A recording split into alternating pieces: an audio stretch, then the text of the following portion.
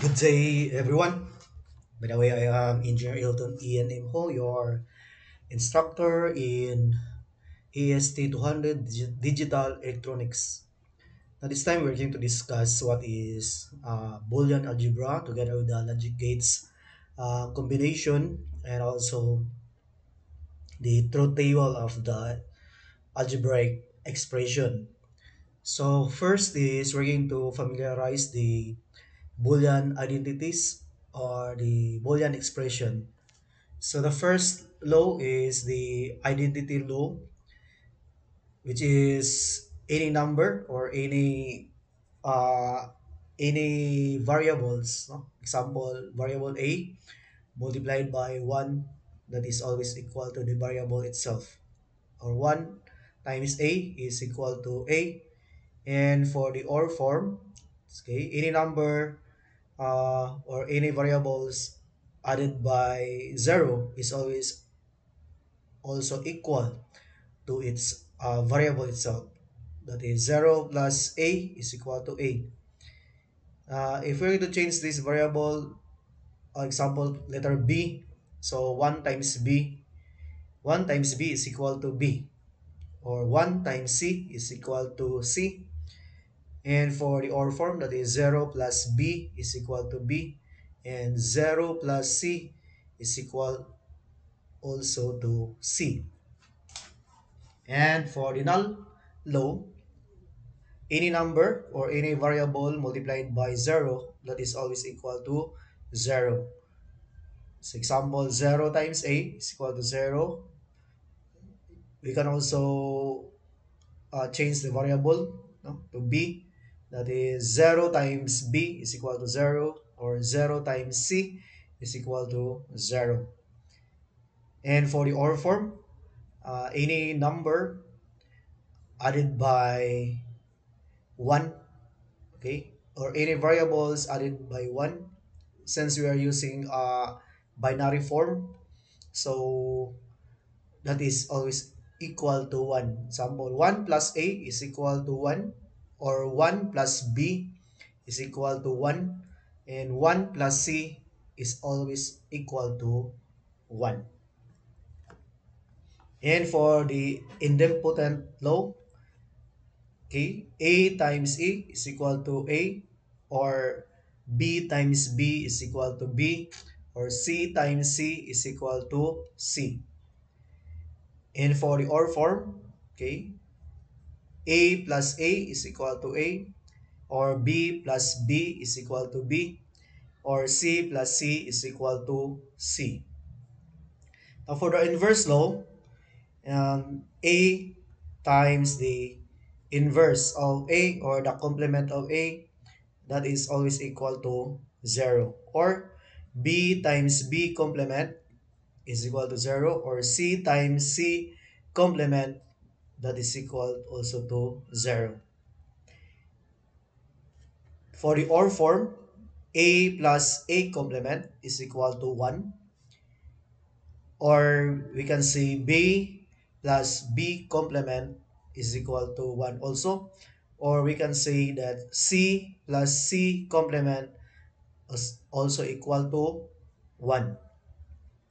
For the commutative law, a times b is equal to b times a, or a times c is equal to c times a, or pwede po siya b times c is equal to c times b.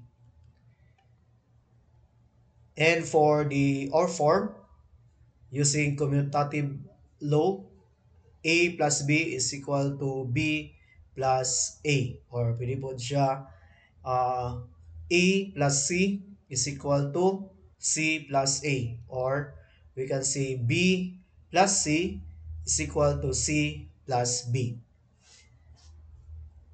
And for the associative law, ab times c is equal to a times b times c.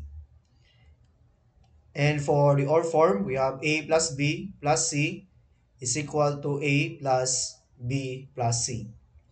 For the distributive law, we have a plus bc is equal to a plus b times A plus C. So therefore, A plus B times A plus C is equal to A plus B times C. And for the order form, we have A times B plus C is equal to AB plus AC. This one. And for the absorption law, so A times A plus B, that is always equal to A. So, naapon siya yung solution na niya, but if we can encounter this kind of uh, Boolean expression, that is A times A plus B, that is always equal to A. And we have here A plus A times B, that is always also equal to A.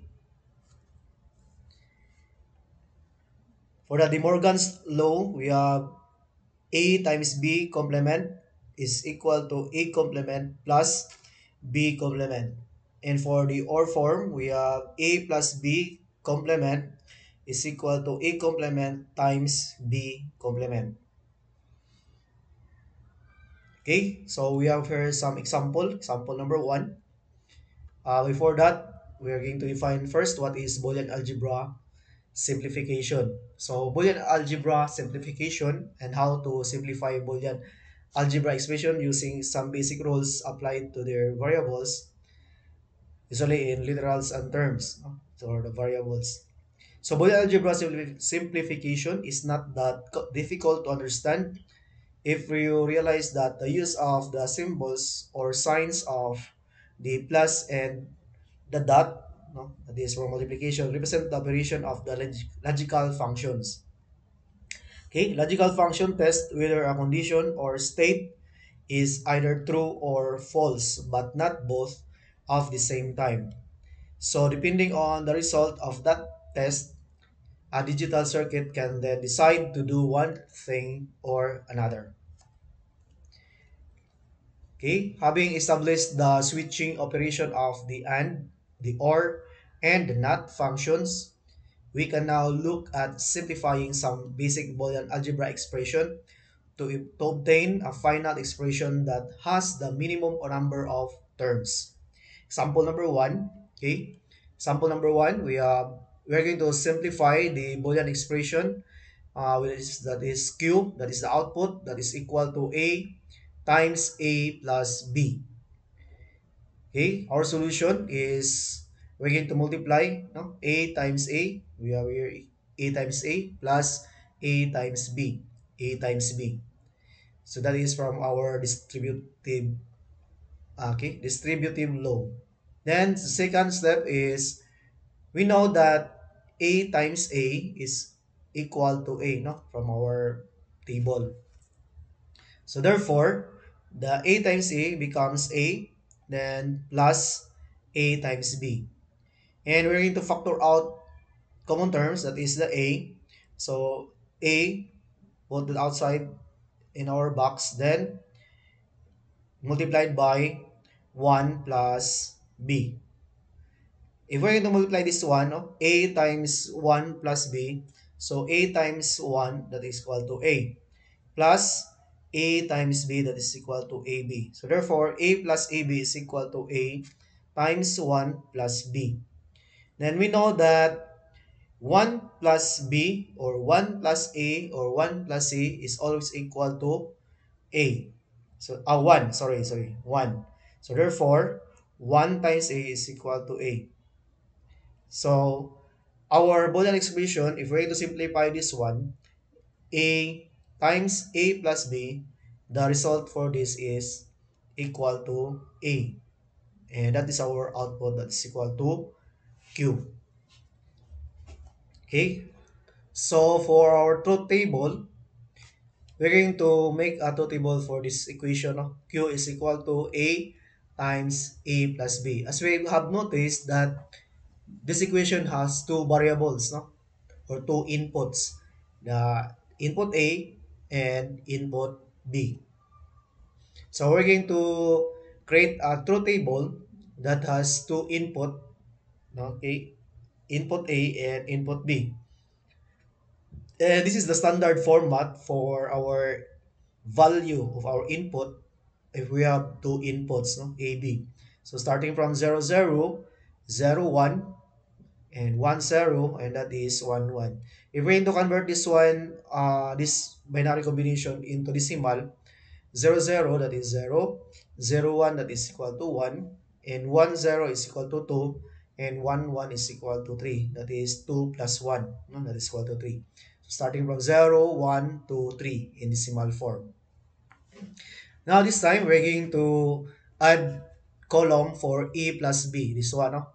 Ato siya gaman og column ang A plus B. So A plus B, so we're going to add input A and input B. So the value of its input is we're going to add, no? And this column is the sum, no, of A plus B. So 0 plus 0 is equal to 0. So ato siya answeran. Okay, 0 plus 0, that's equal to 0. And 0 plus 1, that is equal to 1. And 1 plus 0, that is equal to 1. And 1 plus 1, that is equal to 1 for binary form. Okay? So,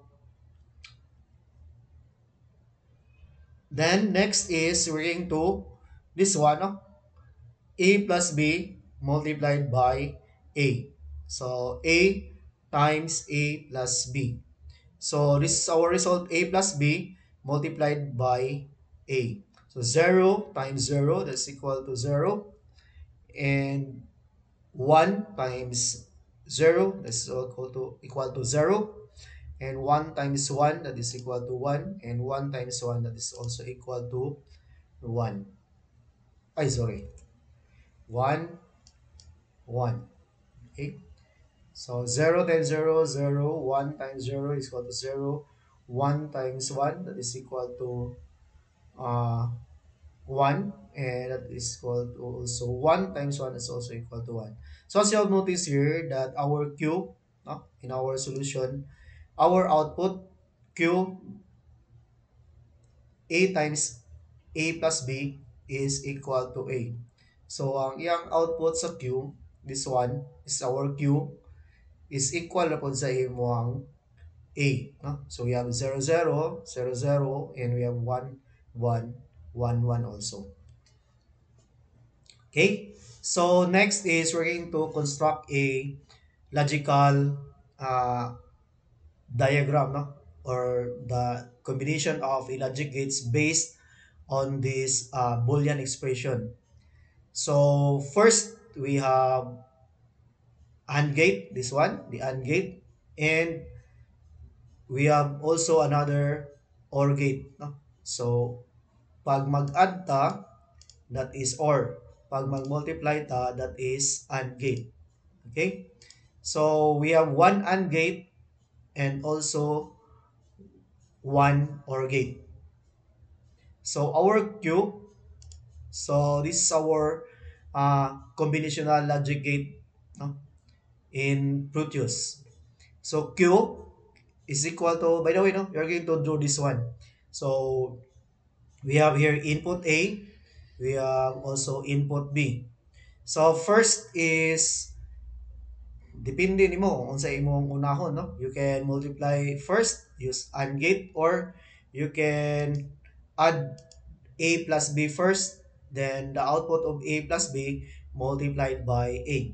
So sa kuha, I am using first this one, no? A plus B. That is why I am using OR gate. Okay? Nagamit gamit ng OR gate, no? Kay OR is we are going to add the input. So A plus B. So the output is A plus B. Then this A plus B nga output gi-multiply siya sa A. So nikuha po ko yung connection sa A, input A, okay? Then kaning A plus B times A, that is our output Q, this one. So ang output niya is mo ni siya, no? A times ato ni copy, no? Control C. And butang na ito sa output, that is A times K. So that is our output, where Q is equal to A times A plus B. This one, no? A plus B, i-add using OR gate, or then ang A plus B, i-multiply sa A, muna mo gamit taog AND gate. And that is our output. That is, the output of our AND gate is equal to A times A plus B. Okay, next example, no? Para good ta makuha ba yun, no? Masabtan gamay. So example number 2 is this one, no? Okay. Uh, we will use three Boolean terms. So duha ka input na gigamit, no? We're using input A, input B, and input C. And use the same Boolean algebra simplification rules as before. So our Boolean expression, where Q is equal to Q plus A plus B times A plus C. So what we're going to do is, first is we're going to multiply A plus B times A plus C. So A times A, that is our A times A, then plus A times C. No? A plus A times A plus A times C, plus BA or AB. Okay? Plus BA or AB. No? Pwede ito sa ato ang itawag o kuha na. Atong sa law nga multiplication nga bali-baliyon na siya, the same na siya ang result. So therefore, plus B times A, that is equal to AB, then plus BC. So this result is from this equation. Okay, again, A times A, this one is A times A plus A times C, plus B times A, that is equal to AB, plus BC. Then, we know that A times A is equal to A. So therefore, ang A times A, may mo lang siya og A plus AC plus AB plus BC. But we know that A plus AC is always equal to A. So therefore, this term, A plus AC, is equal to A. So, may mo lang siya nga A plus AB plus BC. But we know also that A plus AB is always equal to A also, no? From katong sa table nga ato ang gidiscuss sa first slide. So, A plus AB is equal to A. So, may maalaman ni siya nga A plus B times C. But as we have noticed, no, wala na siya, dili na siya ma-simplify. So this is our final simplified form of our Boolean expressions A plus B times A plus C. So this is our answer. Or this is our simplified form. The Q is equal to A plus BC. So from this expression, Q is equal to A plus B times A plus C is equal to, in simplified form, that is A plus BC. The next is we're going to create this expression using, we are going to create truth table, no, based on this expression and this output also. So ato ning kopyahon sila. Okay? So first, no, expression nga wala siya nato na simplify is Q is equal to A plus B times A plus C. So for three input or three variables, this is our standard format. No, dili na siya mausob from starting 0, 0, 0, 0, 0, 1, 0, 1, 0, 0, 1, 1, 1, 0, 0, 1, 0, 1, 1, 1, 0, and 1, 1, 1. Okay, so first is we're going to add no a plus b. So we have a plus b. So again, ato na siyang i-kuha no. So a plus b, 0 plus 0, that is equal to 0. 0 plus 0 is equal to 0. 0 plus 1, that is equal to 1. Ay, sorry. That is equal to 1. And 0 plus 1, that is equal to 1. 1 plus 0 is equal to 1. 1 plus 0 is equal to 1. 1 plus 1 is equal to 1. 1 plus 1 is equal to 1. The next is this one. No? We're going to add a plus c. So we have here a plus c. So a plus c, we have 0 plus 0 is equal to 0. 0 plus 1, that is equal to 1. And 0 plus 0, that is equal to 0. And 1, 1 plus 0, or 0 plus 1, that is equal to 1. And 1 plus 0, that is equal to 1. 1 plus 1, that is equal to 1. 1 plus 0, that is equal to 1. And 1 plus 1, that is equal to 1. Then our Q is we're going to multiply a plus b times a plus c. So ato yung multiply ang 0 times 0.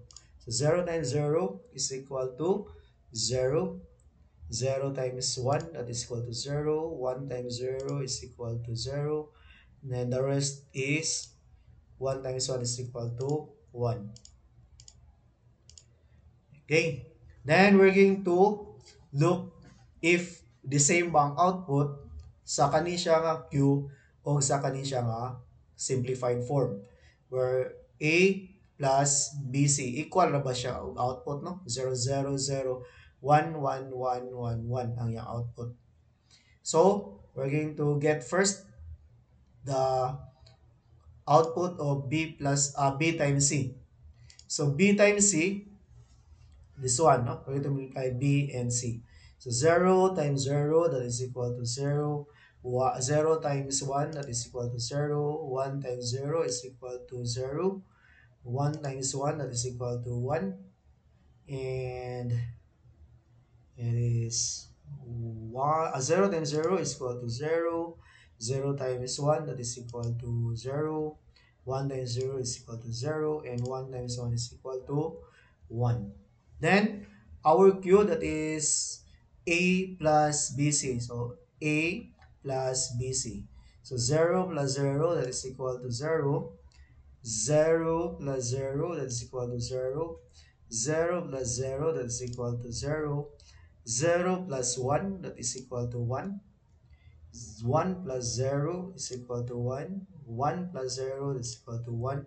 1 plus 0 is equal to 1. And 1 plus 1, that is equal to 1. So as you have noticed here that A plus B times A plus C, that is the output is 0 0 0 1 1 1 1 1. That is also equal to Q, that's equal to A plus BC, B times C, that is our simplified form. The output also is 0, 0, 0, 1, 1, 1, 1, 1.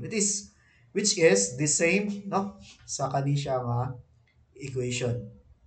So, ang pangayoon is you are going to create a truth table for the unsimplified form, and also you're going to create a truth table for a simplified form. Now for the, so this is your answer. Dapat this is your answer for the truth table sa ako ang ihatag ninyo ng quiz no, for the Boolean expression or Boolean algebra. Now the equivalence circuit diagram for this unsimplified form, and also a circuit diagram for the simplified form. Okay, so for unsimplified form, so this is the circuit diagram. We have two OR gate, no? Two OR gate because naka-add siya. So pag add gani or ang imong gamito no OR gate, and this the output of two OR gate is multiplied. Okay? So A plus B, that is OR, A plus C, that is OR gate. Then these two are multiplied. So we're going to use AND gate. So first is A plus B. So A plus B, this circuit. So this is the output for the OR gate. And the next is A plus C. This is also another OR gate. So A plus C. So i-add this siya.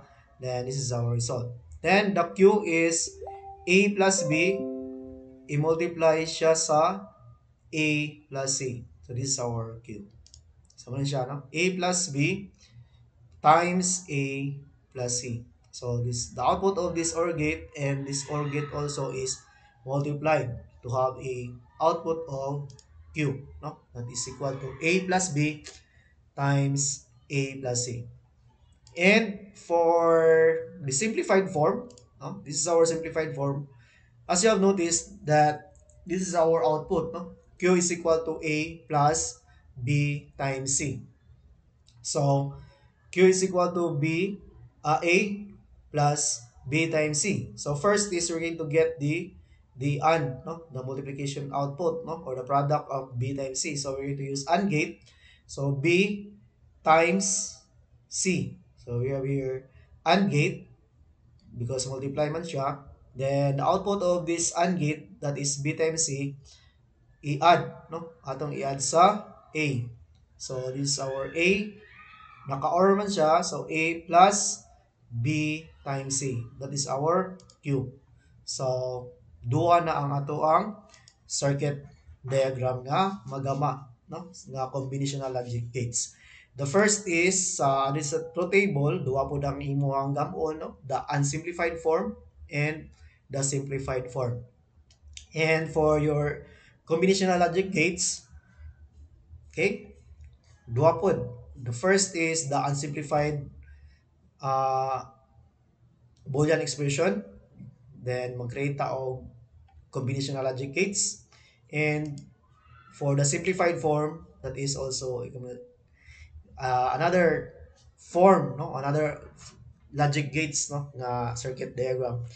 Now, what is the purpose of we're simplifying, no? Kaning Boolean expression? Okay, the very purpose for that is we're going to eliminate, no, or we are going to eliminate the number of logic gates nga ato ang gamiton. As you have noticed here, sa wala siya na simplify, we are using two OR gate and one AND gate, no, a total of three logic gates.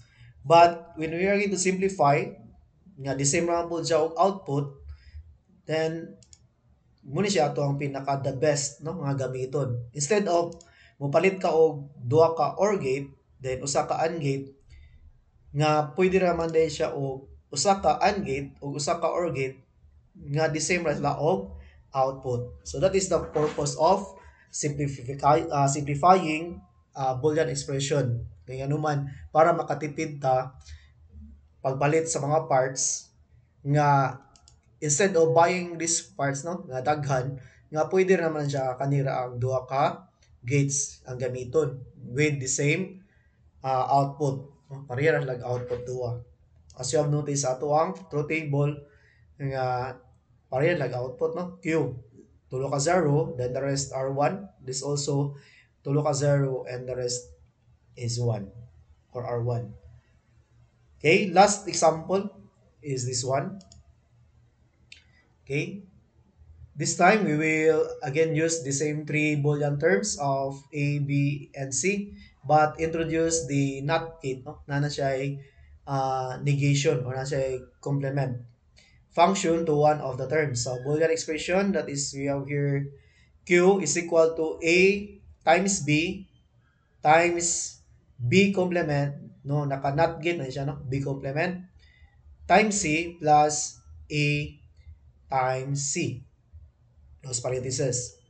So first is ato siyang ibutang sa table, no? I-plot nato siya. A times B complement times C plus A times C. Then close. So i-distribute nato siya. A times B complement times C. So muna siya ang result, no? A times B complement times C. So multiply siya plus AB times AC. So AB times AC. We know that A times A is equal to A, this one. Okay? A times A, that is equal to A. So copy this one, A times B complement times C. Plus, A times A is also equal to A. So may lang siya usa ka A times B times C. But we know also that B times B complement or A times A complement or C times C complement is always equal to 0. So, if this is 0 and 0 multiplied to any variables, that will be also 0. So, this one, mahimo na siya ka 0 but with this complement law. So, B times B complement is equal to 0. So, ma-0 rin siya. So, A times 0 times C, no? This one, A times 0 times C plus ABC or A times B times C. Then 0, A times 0 is 0. 0 times C is equal to 0 also. So 0 plus A times B times C. So therefore, our result no, for this Boolean expression, the simplified form niya ani is A times B times C. So mo ni siya ang iyang pinaka-simplified form ni answer. So, ato siyang gaman og to table ang unsimplified form and dapat pala itong table ang simplified form. So this is our unsimplified form. Okay. So first is we're going to get the B complement. So B complement, ang 0 may mo og 1, ang 0 may mo og 1, ang 1 may mo og 0, ang 1 sa B may mo siya og 0 kung imo complement. Ang 0 sa B may mo siya og 1 i-complement nato no kanina ay line sa taas that is called complement or inverted or not gate. Then 0 not may mo siya nga 1, ang 1 i-not nato siya or invert may mo siya nga 0, then ang 1 also may mo siya nga 0. Then we have to make also a product no or the output. So natay B complement but gawan nato siya og output no A times B. So A times B that is 0 times 0 is equal to 0. 0 times 0 is equal to 0. 0 times 1 is equal to 0. 0 times 1 is equal to 0. And 1 times 0 is equal to 0. 1 times 1, 1 times 0 is equal to 0. 1 times 0 is equal to 0. 1 times 1 is equal to 1. And 1 times 1 is equal to 1. Then the next is B complement, this one. No? Tama mo natin siya og output. Yan siya. So B complement times C. This one, B complement times C. So 0 times 1, that is equal to 0. Then 1 times 1, that is equal to 1. 0 times 0, that is equal to 0. 1 times 0 is equal to 0. 0 times 1 is equal to 0. And 1 times 1, that is equal to 1. And 0 times 0, that is equal to 0. And 1 times 0 is equal to 0. Then next is this one. No? Nagamaan na to ang A times B. This one, nanabutay B complement. This one, nanabutay B complement times C. This one, and gama na po taog A times C nga column. So A times C, this one, A times C. So 0 times 0, 0 times 0 is equal to 0. 0 times 1, that is equal to 0. 0 times 0 is equal to 0. 0 times 1, that is equal to 0. 1 times 0 is equal to 0. 1 times 1, that is equal to 1. 1 times 0 is equal to 0. And 1 times 1 is equal to 1. Now, our output is Q. That is, i-multiply natin siya A times B times B complement times C plus AC. Okay?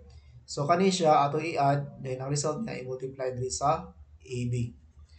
So 0 plus 0 is equal to 0 times 0, that is equal to 0.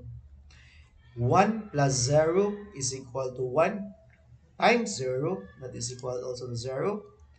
And of course, this is 0. No? 0 plus 0, 0 times 0, that is equal to 0. 0 also, 0 also. And 1 plus 1, that is equal to 1.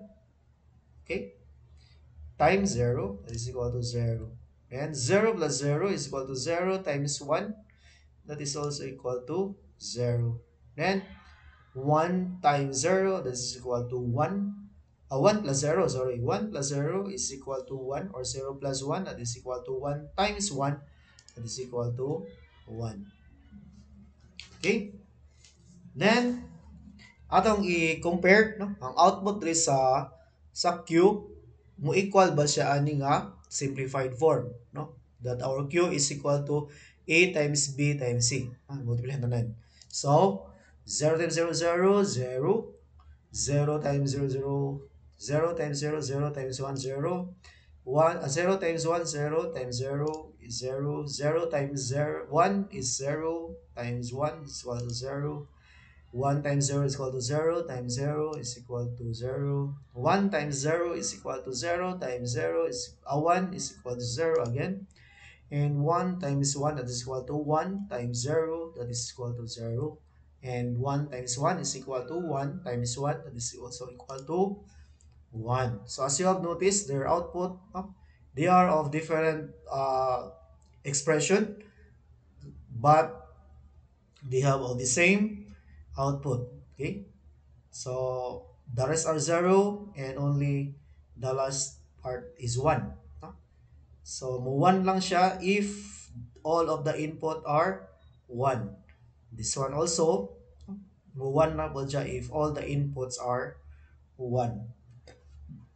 So therefore, that this Boolean expression is equal to this simplified form A times B times C.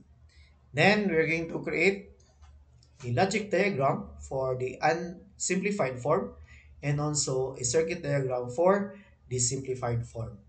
So for the unsimplified form, okay, A times B, so we have, or AND gate, no? Multiply siya. A times B, 1 AND gate, then B complement times C, that is also AND gate. And A times C is also AND gate. And 1 NOT gate, no? NOT gate kay naka-invert man siya. So ato siya gaman usa ka NOT gate, that is this one. So first is gaman nato siya og A times B, this one. So butang nato og AND gate, okay? Usa ka AND gate. So A then times B, this one. Next is the B complement times C. So kaning B ato siyang iagi og NOT gate para ang iyang output ani complement na. So gikan sa B, ang iyang output ko if 0 ni siya mahimo siya nga 1. If 1 ni siya mahimo siya nga 0. Kay ni gamit ta og NOT gate. So B complement kaning ato ang B atong ipaagi sa NOT gate para mahimo siya nga B complement. So B complement times C, no? So B complement times C. So mogamit ta og AND gate kay naka-multiply sila. So this is our output, B complement times C sa kaning nga AND gate. Then the next is um, A times C. So kuha ta og A, then ato pang kuha po ta dig C, i-multiply la duha using AND gate. So this is our AC. Okay? A times C. So kaning B complement times C, naman tayo plus 3, so mogamit ta og OR gate. So kaning sila duha, ang output na duha ni sa AND gate, i-add siya, no? I-add.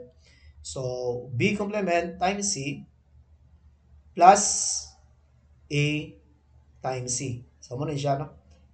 We have your OR gate, kani siya ato siyang i-add, no? Ang B complement times C plus using OR gate plus AC. Then the output of this one is i-multiply ito sa AB. So muna gamit mo taog usa ka AND gate nga ang AB i-multiply siya sa B complement times C plus A times C. So pila naman tanan ka AND gate? 1, 2, 3, 4, and usa ka NOT gate ug usa ka OR gate. So a total of 6, no? 1, 2, 3, 4, 5, 6. 6 ka logic gates ang atoang paliton to have an output of AB times B complement times C plus AC. Now, if we're going to simplify this one, as you have noticed, our answer is A times B times C. Nga pwede na day ka, nga instead of kani nga circuit diagram ang imuang gamon, pwede na day kani siya nga circuit diagram ang imuang gamon, no? That is the same output. So, mo ni siya no ang iyang simplified form. Kung parita kag usa ka AND gate nga 3 input. So naay baligya ra pod sa market nga usa ka AND gate pero ang iyang input tulo ka input, no?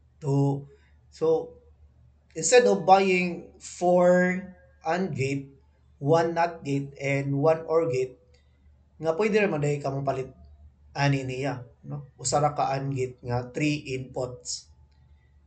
So that is the very purpose why we're going to have a Boolean simplification.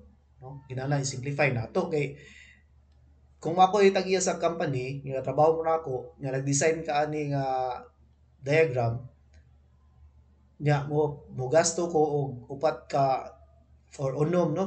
Unom ka logic gates nga mahal man kayo, nga pwede rin na siya og maka-design na ka og kani. So I better prefer to use the simplified form kay mas maka less ko og bayad, then the same ra pud ang iyang output, no? Pareha ra siya output, no? As you have noticed nga atong gi kuha no gi gaman og truth tables. Okay, so that's all for my discussion, no, about Boolean algebra, and good luck for your quiz sa ato ang final.